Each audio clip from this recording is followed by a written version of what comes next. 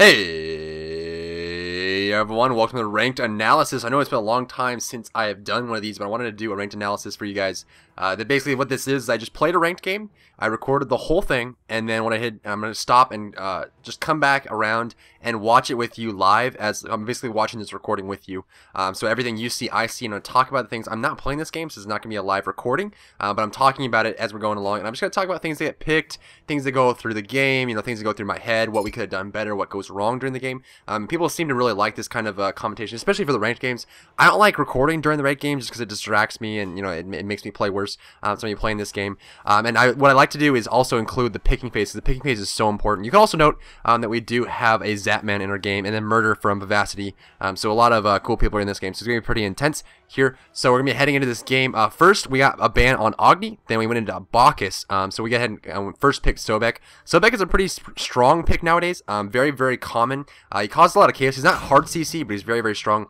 And then when it went over to the enemy team, Zapman first picked Ra, and then went into Thor. So Thor, Ra, they have a lot of damage output. So since they have a lot of damage output, they went for that. We decided to turn around and go for a support tank with Amir. That way we are stealing away from the support from them since they're going all damage. I picked up Xbalanque just because I like Xbalanque. He's very strong. And since I might get EU this time around, I didn't want to play on her, and we needed a physical damage dealer. So I went and picked up Xbalanque.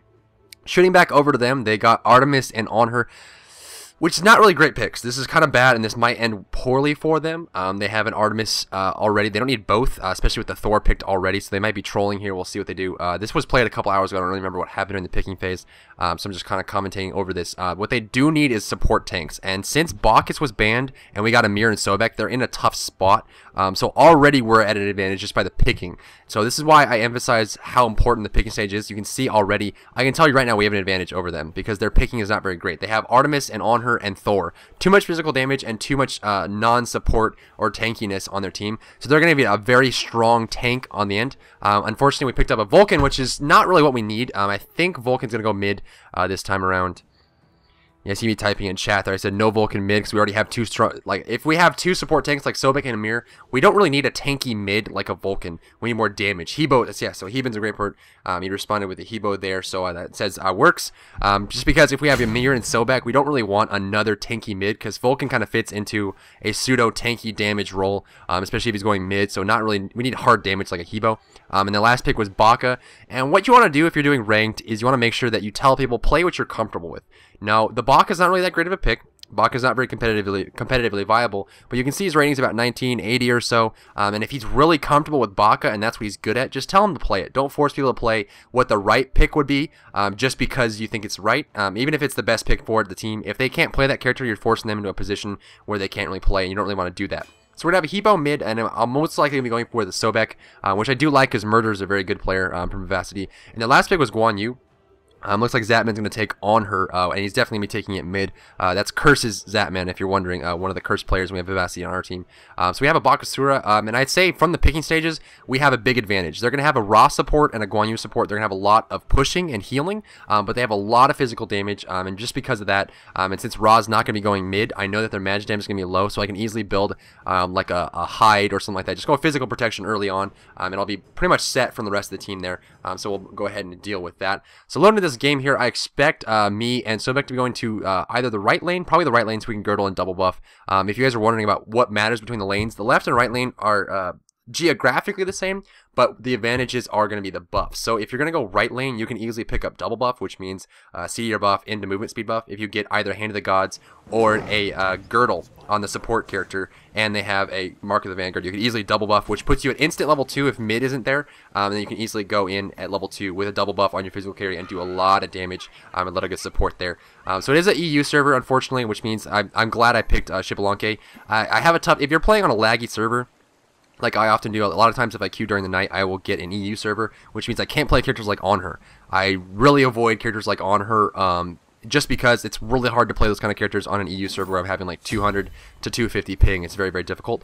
So I started out here with an Aegis Amulet, a Death Stall, a very defensive, careful build. I like to do this a lot just because I like to do a lot of consumables and then active item, and then I go into Death Stall. Death Stall is a very strong item for physical carries. It means you can spam the wave and push it and also heal yourself up, and it gives you a little bit of HP too. So it's a great starting item if you don't know what's going to happen. And you can see in chat someone asked if you're getting Hand of the Gods or Girdle. If you have 2 support tanks, go ahead and communicate. One should have Hand of the Gods, one should have Girdle. You don't really want too many of one. Obviously, you don't want 2 Hand of the Gods because that's not helping your team at all. But definitely want 2 Girdles would be okay. But it's good to have at least 1 Hand of the Gods on your team. Number 1 for clearing camps and also for securing objectives later on in the game. Do keep in mind in one of the most recent patches, they added it so if the minion or the objective is 10% health or lower, the Hand of the Gods will instantly kill it. So that means if you're going for Gold 3 or Fire Giant and you have the Hand of the Gods, that means it still works later in the game because you can secure objectives that way. And it should be on your support tank if anything else. So my skill build, I see I'm waiting here. If I feel like it's an aggressive lane, I'll go for my Rising Jaguar. If I feel like I can poke a lot, I'll go for my 1. So you see we're going to start here. With mid's help, we can clear the movement speed. I ended up going for Rising Jaguar just to clear the wave and be a little bit defensive here. So we're going to clear this up. He's tanking it up for me. I'm going to clear off this movement speed. Then we're going to go directly to the CDR buff. And then he's going to pop his... I think he got a Girdle this game. Girdle or Hand of the Gods. Either way, it'll allow us to go in on that. Yeah, get Hand of the Gods. So I guess Emir ended up getting the Girdle. And now we have Hand of the Gods over here. But you can see we should hit close to level 2. Or you see we're just at level 2. And I have double buff heading into the lane. And it's very easy to do this. We don't really miss any minions at all. And it looks like Murder's lagging, so kind of laughing about that in chat, unfortunately. So I'm going to just kind of hang out. I'm going to get my poison darts here, just because I want to make sure I have good poke. Artemis going for an opportunity here. And we're just going to wait for some picks. You want to be kind of judge your opponents, judge your opportunity. I'm going to go for a free poke there.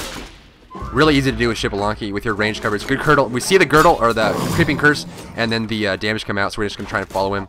I'm going to get the darts on him. Let's see if we can't get this kill. Artemis from behind gets a good slow off, and we're just going to let it go, maybe? Oh, no, I'm going to pick this off. Looks like I should be able to get this. No, I'm going to have to let it go. You see, I'm kind of just like gauging it. This Artemis is way caught out. No reason for her to be here. She has the traps, and we're going to clear off these minions first because minions do so much damage. Fortunately, I missed those darts there. Rocky start for us. Oh, God. You can see, like, we're not diving too hard to get a kill, but we have the opportunity to harass, we will. And that's kind of the idea you want to go for when you're in the laning phase, is poke, poke, poke, and when you get an opportunity, secure it. But don't go too overly aggressive, especially as a physical carry. Although I do have a lot of consumables, which is why, I mean, my style is very aggressive. I'm a very intense and aggressive player, so that's why I get so many consumables. I sacrifice a little bit of my stats just so I can heal myself back up, just because I like to go very, very hard. If you can get a hook here, I'm able to get this kill. Great hook, and now we should be able to pick up this Guan Yu. Yeah, he's dead now. Easy pick off there. Now we can try the Artemis. Artemis is quite low, but I don't know if I'll be able to pick this up. I can try. Might get 1 poke off here. And that's going to be it. I try to go for that, take a tower shot just in case. But I couldn't get it. But taking off the support tank is very, very good. Now at this point we see that mid's missing, which Zapman might be coming over. I know Zapman's mid. Just think backing off. And you see it, since I know mid's coming, I'm ready to jump if I need to. Then I get to a safe place. You don't really want to back in the middle of the lane, so definitely if you don't know where anyone is. So since mid is back and I have amount of consumables, I'm going to come back and just get some farm here. Left lane seems like they're doing okay. Mid lane is getting pushed pretty hard by Zapman, so we need to be watching that a little bit. But I just hit level 5. And then I'm going to let my team know. This is really important when you're playing a character like Xbalanque with a global, or Xbalanque or Neith really, with a global ult. Just let your team know that you're level 5 now, you have your ultimate ready, and if they need it, they can call out for it. If you have a global ult, it's kind of like your responsibility to stare at the map and look for opportunities, especially as Neith or Xbalanque. Like if my team's getting dove on, or they're about to initiate on a gank, I can pop my ultimate for them. You can just tell by the icons on the minimap if they need it or not, or if there's some kind of initiation. You can pop that ultimate to help them out. Or Neith, you can look for any opportunity to shoot somebody or initiate for it. I'm doing a little button spamming here. So I'm going to pick up my boots. You really want to finish these boots off. The problem with the death toll is it puts you back a bit, but it just makes your laning phase better. So you can see that I'm level 5, they're both level 4. Going to use level 3 because he died. But definitely at a good advantage here. And Sobek's just roaming looking for some ganks. So since the Sobek's not here, I'm kind of playing back behind my minions. Looking for some poke, but anytime they start to move forward, I'm just going to back off. And you kind of judge what your enemies are trying to do based on their movement. See if they start to run towards me randomly, I know they're going to initiate. And one big tip I can give for people, Sobek's going to come around here, see if we can get a gank. I know they're going over there. I pop my ultimate just to get some chaos off. She's probably going to pop her boar, which got knocked up but chunned in me. But I can probably get this kill here. I have the Rising Jaguar and he's going to get caught. He blocked that, but he's pretty much stuck at this point. If he can finish that. There you go, good pick. Now we have a Guan Yu, but Guan Yu's going to have to back off. And you see I'm kind of playing really, really safe. And if you're playing a physical carry in the side lane, regardless of how well your support's doing, you want to play very, very safe. You see I'm kind of not really committing to anything. I'm looking for the kills. Zapman's going to come in and try and gank me. And what I'm going to do is I'm going to stand in the middle of the lane. This is really, really key right here. I'm staying in the middle of the lane. I got my Aegis there. So I countered that. It was a really good gank by Zapman. But unfortunately, it wasn't going to be enough. I'm going to back up to the tower. But one of the big things there is if you're getting ganked by an on her, stand between open space and him. So you see how like I wasn't hugging a wall, I wasn't trying to cut corners or anything like that. I was standing in the middle of the lane, as middle as I possibly could, to have as much open space as I possibly could. I'm messaging him, but he has D&D up. But so what I did there is I made sure there's as much open space in front of me. You never want to be like have a wall behind you when an on-her's ganking you. And on-her's very good at flanking, just because if he can come from the side and impale you in a wall, that's what he was looking for. So what I do is as soon as I saw him, I immediately Rise and Jaguar to get some space out. And then the second he was chasing me, I made sure to make there was open space around me. And that's the biggest tip I can give you when you're facing up against an on-her, is just make sure there's open space. Never be between him and a wall. So I'm working towards my boots now, masking out my Rising Jaguar. So it looks like Murder uses Hand of the Gods. You want to make sure you're using your Hand of the Gods on cooldown. Just spam it as much as you possibly can. Good initiation here. I'm going to back off, but the boar probably will get me anyway. Oh, it's not going to. Pop my ultimate just to get a stun off if I possibly can. Good pick there. The ultimate comes out. Rising Jaguar to pick off. Now we have Artemis caught out with no mana. See if we can't pick this, and she's done for. He's in a creeping curse. She's going to sprint. I'm going to step on that, unfortunately, but he's going to charge. Perfect. Yeah, she's done for now. Good pick there.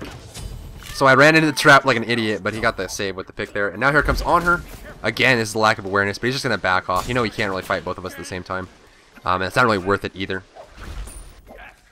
So this, yeah, just comes down to awareness. This is something that I personally have a lot of trouble working with, just because I'm just not a very aware person. I'm hyper aggressive and not very aware at the same time, so I'm very easily ganked. Use my Rising Jaguar to clear this wave. This is the build I use for Xbalanque. Some people will max out their 3 and then their 2 and then their 1. I like maxing out my 3 and then my 1. I don't rely heavily on the damage for my poison darts. I like to poke a lot with my 1, just because it's really good. I really enjoy using it. So this is the build I go for. I don't really max out my 4. I leave my 4 at level 1 until like the very end. So yeah, calling MIAs, be very, very careful. If you're playing a ranked game, I would see just work really hard in your awareness. This is something I'm working on currently, just trying to focus as hard as I can on, you know, where is everybody, who's missing.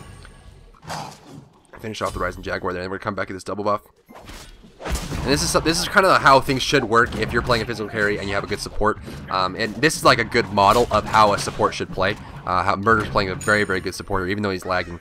So if you want to know like how to play support, definitely look at what Murder's doing right now. Make sure you give buffs as much as you possibly can, zone as much as you can, and if you're winning your lane a lot and the people leave, then you can roam a bit. Leave some solo experience, solo farm for your physical carry, as long as your physical carry knows that they're alone and they can be very careful.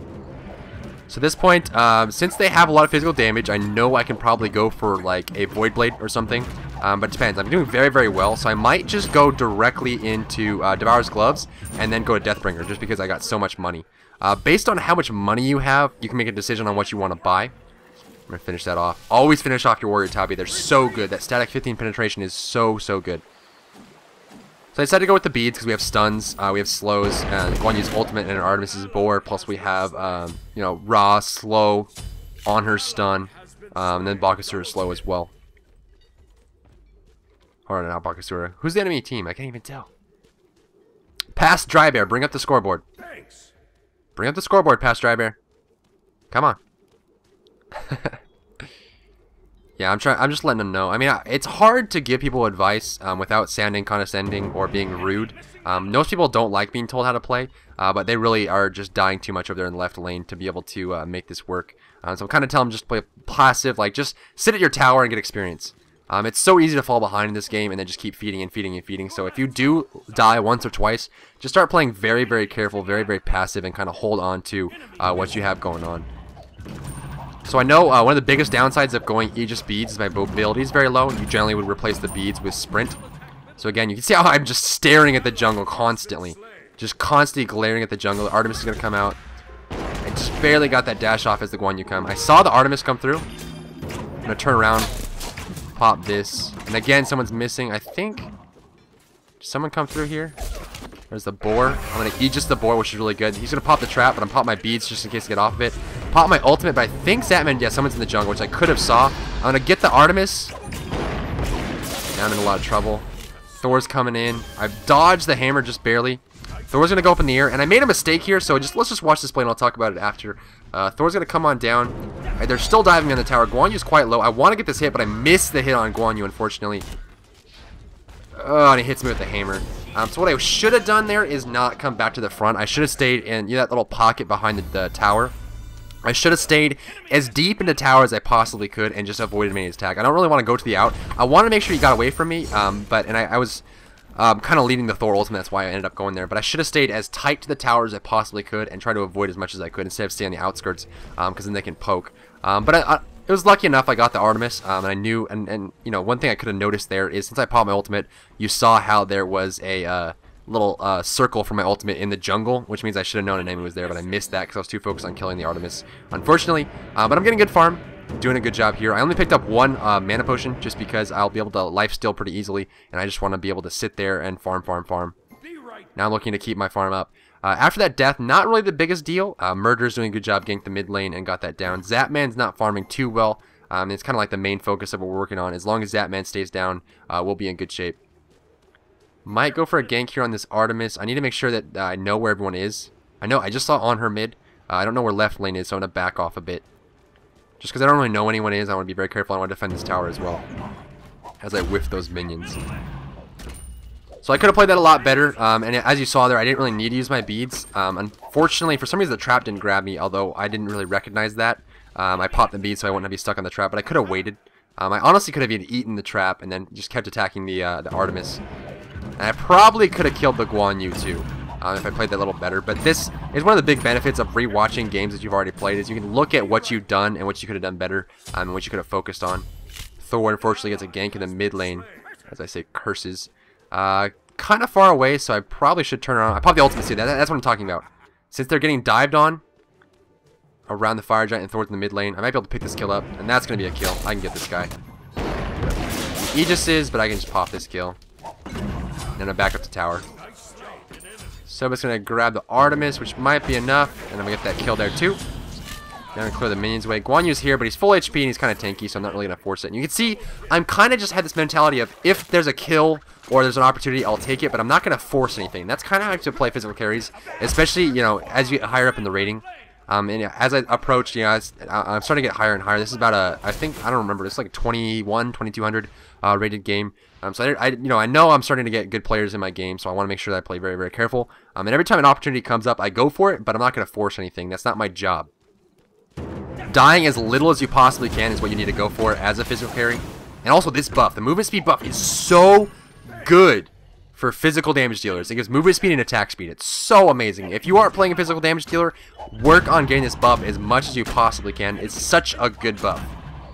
Probably going to toggle off my 1 here. No, I didn't do it. You want to leave a little bit of mana left on Xbalanque when you're spamming your 1 a lot, just to make sure you can combo or ulti and Jaguar away. You never want to go all the way down to no mana with your Banishing Bolas, just because it's just kind of bad. As I do it right now. Oh, come on, Past Dry Bear. Don't embarrass yourself.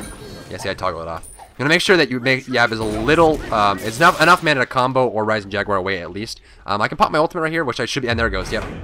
So you see how as they got jumped on the mid lane, I saw it's happening, and I can't really get there in time to help them. I'm just going to keep on farming, but I can still pop my ultimate to give them an advantage. This might give a lucky stun or just block off the enemies. It wasn't enough to save Hebo. It looks like they're still diving. I could have left and gone there, but since I'm still not going, I'm going to just push as hard as I can. You see I'm pushing aggressively. I'm leading the wave, spamming as much as I possibly can. I'll probably Jaguar here in a second. I'm basically just getting this as far up as I can. Since I'm not helping my team, and I know there's no enemies here, I need to capitalize on that. And this is something that a lot of people don't really realize, is if your enemies leave your lane and your teammates are too far away to help, you need to aggressively push. I'm talking about spamming spells, using all your mana, and just go after the tower like you're like a hobo and a hot dog. I'm talking about just intensity, and see I'm going to be able to get this tower and then get out. This is what is really going to benefit us, especially with the new system where you get gold and experience when a tower goes down. So you see how, yeah, someone has to stay in lane, and I did, and I got the tower. So very, very good there. Keep this in mind. If you're in an empty lane, push hard. You need to get those towers down. Never let a roaming gank go down on your teammates without them losing something for it. You see how, like, the second they went for a mid gank, I pushed down my tower, destroyed the tower, and I was okay. So I didn't need to keep that in mind the entire time. So Honor might get jumped on here. Sobek going after this. I'm on my way. There's no buffs up. Movement speed shouldn't be up for another 2.5 minutes or so. So I'm going to wait on that. I'm kind of just looking for an opportunity to look. Don't want to be seen, just looking around. Now I have my Devourer's Gloves, so I'll be able to stack that back up. Yeah, I see. I'll watch on her go over right, and I called it out, and then we can go for mid tower possibly. Ra's gonna be defending it, so again we need to be very careful. I mean, ultimate's back up. Spamming this, and I'm just looking for an opportunity to push, but I'm being very, very careful. The reason I'm so far up is you can see I have a ward over by the damage buff. On her's gonna be going for the right tower. Steering playing that good defense by the Ra. Very, very smart to cover that tower. We're probably gonna lose the right tower. It looks like. Kind of indecision here, going back and forth. Probably should have ran right, let Rod disappear, and then come and get the mid tower, but either way. So I pop my ultimate just to make sure they get off the tower, and then they'll go away. See, I'm kind of just constantly staring at the map and looking for opportunities to help my team with my ultimate without having to be there. That's one of the benefits of being a physical carry with a global ultimate, like a Thor, like a Xbalanque, or a Neef. You can easily just... Thor's ultimate isn't global, but he can fly if he needs to. And just make sure that you're farming, but when you get an opportunity to pop your ultimate, you can. Honor's going to jump over. He's going to back off if he sees there's too much going on. I'm just going to keep an eye on what's going on over here. Left lane, Baka and Mir are going to get the blue buff. And we're doing pretty good. We're up in gold. I'm doing really, really good. I got a lot of farm, a lot of experience. He's going after Zapman here.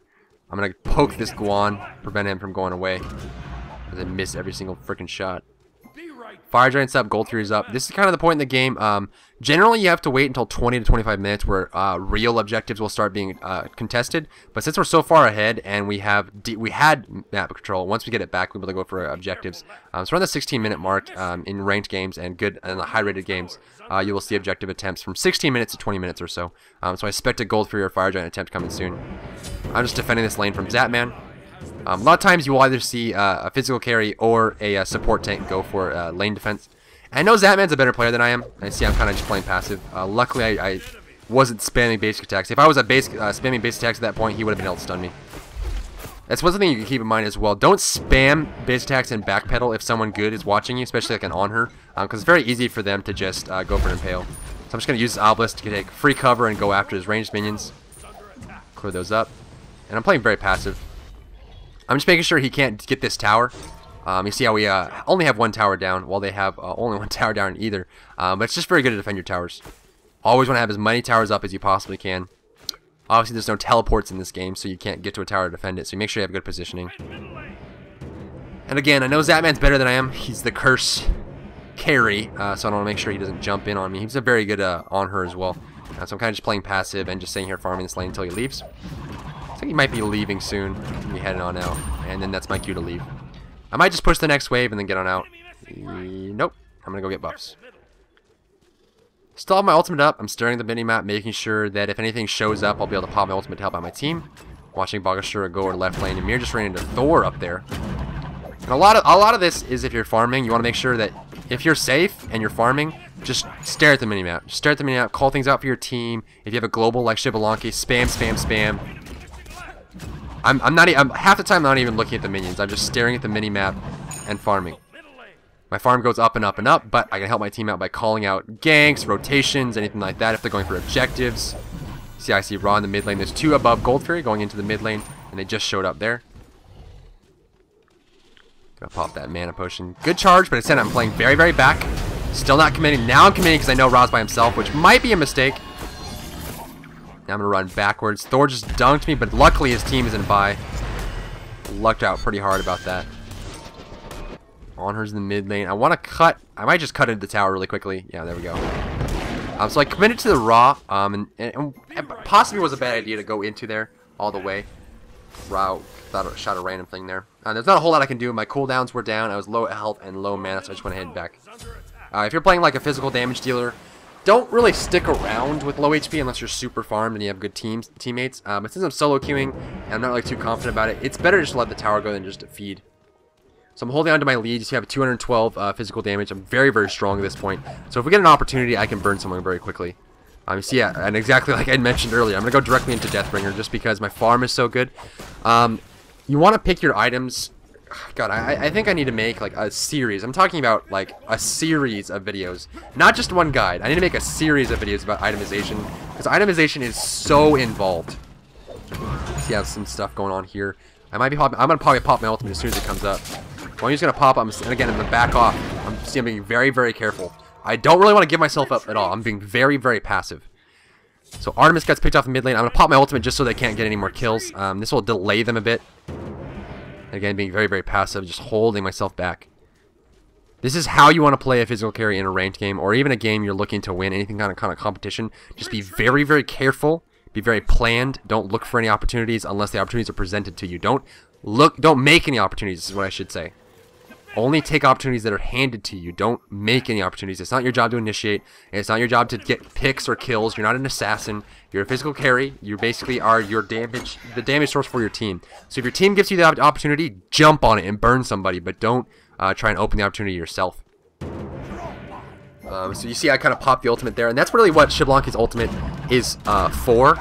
It's basically you pop it at the start of team fights, or you pop it during the team fight when they're looking to reposition. Anytime the enemy is looking for an opportunity to gank or burn on someone or anything like that, you basically just want to use that opportunity to pop your ultimate, just because it opens up holes for your team and slows down the enemy team, and you might get some lucky stuns off. But back to the other point about itemization. Itemization is so involved. I mean, literally, I should make like a series of like 10 to 20 videos about itemization and what to do. But basically what's going on here is I know I have really good farm, so I can go directly into the Deathbringer. If I was losing or I was behind, I wouldn't go for the Deathbringer, just because the Deathbringer is one of those items that doesn't pay off until you finish it, and it's very, very expensive. The Ratatouille and the Deathbringer are very, very expensive items that don't pay off until you get the passive or until you finish them off. And it's kind of like a big commitment. Once you start it, you want to finish it just because you're putting so much money into it. So one of the big things there is if I was behind, I would probably go into an Executioner after the Devourer's Gloves, just get some attack speed and penetration. Same thing for magic damage. If you had a Ratatouille, you would skip that if you weren't doing well. What the enemy team is comprised of changes your items, and also how well you're doing in farm changes what items you're buying as that minion flies away. There's some crazy physics in the newest patches. Minions just flying around. Oh, what is that? Okay, that was like a Polygore, or whatever it is, the Pokemon. So again, I'm seeing. I mean, I'm just gonna keep saying it because you can see how passive I'm being. I'm just sitting and again, just waiting, not looking for anything forceful, just waiting for an opportunity. I might pop my ultimate if Sobek needs it. And at this point, I'm not even looking at what I'm farming. I'm just staring at the minimap in case Sobek needs my ulti. I'm gonna keep farming this. Blue buff is really good for Xbalanque. And since I have good farm and good sustain, I'm just gonna wait until I can finish off my Deathbringer before I go home. So he's gonna give me this buff. This is just like Murder's playing an incredible support tank. So good. See how he's kind of roaming around, warding up everything, and then giving buffs when he needs the opportunity to. I mean, I'm so farmed right now just because of Murder. So if you're looking to play support tank or anything like that, look at what Murder's doing. Basically, you buy either Hand of the Gods or Girdle, and then probably like an Aegis Amulet, and then you just feed buffs and kills to your physical carry as much as you possibly can. You're not invincible. That's one of the biggest critiques that I would have for people that play support tanks poorly. Is you're not invincible. A lot of people think that since you're a support tank, they go like really hard in the early game and they die a lot. You're not invincible, so make sure you play very passive early on. Only look for opportunities. Play it like you would squishy in the early game, but once you get more and more farmed, you can deal with that. Since they're kind of backing off, I'm going to try and poke this tower. I know Thor's coming over. I saw him heading over this way. When you're pushing like this, you want to make sure you're staring at the map. As soon as I see Thor get a little too close and on her show up after, I'm just going to back off. Pop my ultimate to help out the Sobek there. I'm going to slow him with my darts and get out. See, I could probably kill someone there, but at this point, 4v2, I would definitely die. So it's not even worth it for me. And anytime you would say, you know, I might get something, but I might die, if there's a possibility of you getting picked in the process, just hang out. There's no reason to get aggressive. My farm and my late game is what my team is counting on, so I don't really farm. Look how jumpy I am. This is what I'm talking about. You have to be so careful and so jumpy and passive as a physical carry. But you can see I'm level 19 since I've been playing so careful. I've only died once. And that's because I got dove, and I almost got 2 kills out of it, so I traded my death for another kill. Pick these off a bit. And see, I'm standing too far up, so I'm free to get poked, and I don't really want to get poked now. My ultimate's down. Honor goes for an impale, it misses it. It's 4v3 at this point, and you see I'm kind of hanging out the backside, just waiting for opportunity. I'm just going to end up getting out here. There's not a whole lot that we can do about this. We got some good damage out. Maybe looking for opportunity, just kind of waiting. They're going for the tower, but the tower's dead, so I'm just going to back off. As soon as I hear the Guan Yu ultimate, I'm going to back off immediately instead of wasting an active item. This tower's going to go down, so, you know, we're up in farm, but Boxer's pushing the mid lane, which helps. Again, I'm low HP, low mana. I'm ready for my Deathbringer, so I'm just going to go home. Now I'm going to be doing a lot of damage. You saw how I was doing a lot of damage in the other game, and then I kind of slowed to about a moderate amount. That's because I invested in the Deathbringer. It's one of those items that doesn't give you anything. I mean, the physical damage on it is 50. And I see Bakujin getting jumped on, so I pop my ultimate. Thor's coming down, so I'm ready to jump. See, if Thor dunks, I'm going to poison dart him. There he is. And again, not really committing too hard. I see Zapman zoning me, so I don't know when I commit to it. And I'm kind of zoning him at the same time. You see how we're kind of just playing this back and forth game. I'm not going to walk that way because he impaled me to the wall. And I see my teammates are going to get away there, so I'm just going to get this farm. That's the big thing too. So I can basically use this as like kind of like a Xbalanque guide. Just that ultimate is really. Oh, I just jacked that from him. That was a total accident. So Zapman's here. I'm kind of just zoning him out, poking him, getting some darts on him. We're kind of hurting each other a lot. I'm gonna back off here because again, I don't really want to get too low. That was my phone, by the way. If you have a Droid, that was my ringtone. I'm just gonna run away here. Be very, very careful. Very, very cautious. 6-1. I want to hold on to my lead as much as I can, but I know my damage output's a lot. They ended up getting the Gold Fury, and I just got hit by Raw Ultimate, so I'm going to back up all the way. If you're sitting at this kind of HP as a physical carry, you just want to, and I'll probably just go home. Yep, I'm going to go home here. Or maybe not. I have a lot of lifesteal, so I can hang out if I need to. I shouldn't honestly even be up that far. My ultimate's up in 17 seconds, so I'm going to be staring at the minimap. I can use these here to heal up on. See some good heal. The bonus branches from my one does not give me on hit effects like lifesteal. So you see, I'm not channeling my one just to get some lifesteal up on those minions. That's one tip I can give you about Xbalanque. I'll poke that down.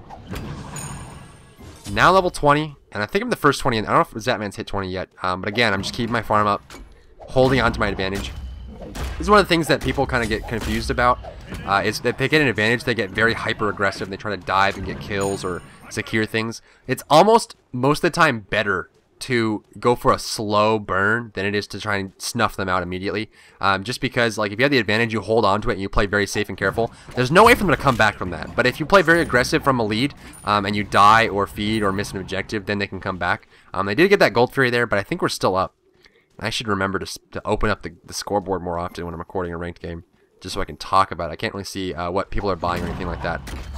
So now at this point, as far as my next item goes, I really want attack speed, but I might buy physical protection.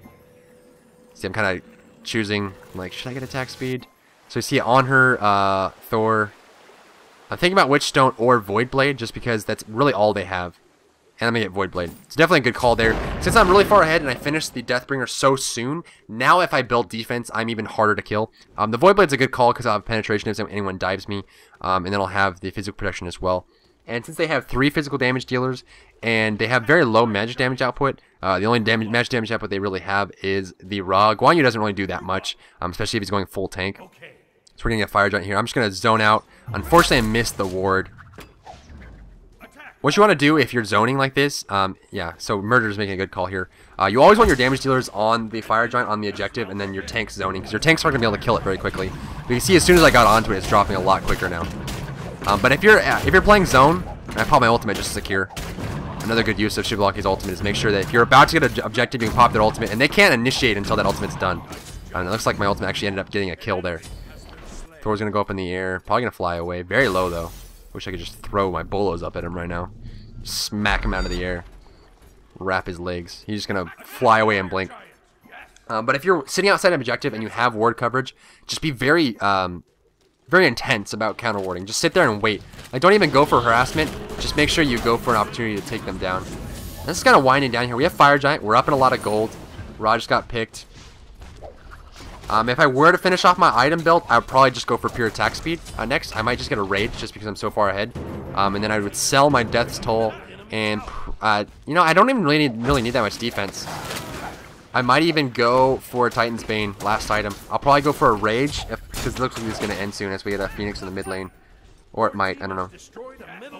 But I would probably finish up the Void Blade. Void Blade's really important because they have 3 physical carries, and that's pretty much all their damage output. And then I would probably go for a Rage and then sell my Death's Toll and get a Titan's Bane for penetration late game. Looks like it's winding down. All 5 of us grouping out. This is very huge. I mean, I gotta give it out to my teammates. Doing a very good job sticking together. This is what you want. You want a lot of team play. You want to group up as much as you can. If you're wondering, you know, why you're so scattered in ranked games and you're losing a lot, just try and group up and try and get your teammates to group up. If you can't get anyone to group up, one trick you can use is trying to go to them. Just follow them around, and then basically you're forcing them to group up by being next to them. So it's really important there. Looks like it's going to end soon. I popped the ultimate just to secure it.